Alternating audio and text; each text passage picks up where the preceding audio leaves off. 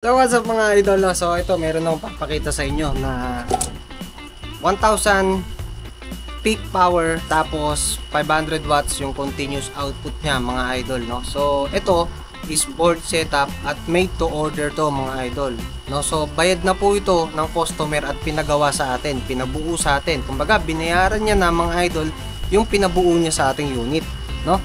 So ito mga idol yung unit. So meron tayong inverter, may LVD, may extension, may transfer switch, automatic transfer switch mga idol. May watt meter, dalawang breaker ito. Isang breaker para sa panel, isang breaker para sa battery. Then solar charge controller, no?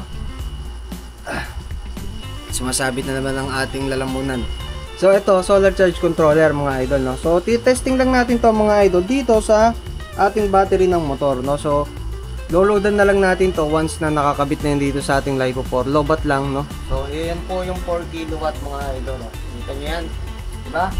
Yan yung 4 kilowatt natin, yung nandun, yung nakasalang ngayon. So, ito is kakabuo lang natin, then kaya ginawan ko na siya kaagad ng video para kung mayroong interesado magpabuo ng ganitong klaseng build mga idol, no? So, made to order po yung ganyan, no? So, PM nyo na lang po ako mga idol. Then, ito pa pala, kung gusto nyo palang i-upgrade yung solar charge controller mga idol, pwede po, PM nyo lang ako mga idol, no? So ganito kasi yung solar charge controller natin, no? Ang presyo po niyan mga idol sa gantong build 7,500, no? Then kung gusto nyo pong mag-upgrade ng solar charge controller na kagaya nito, ayan, MPPT po mga idol, no?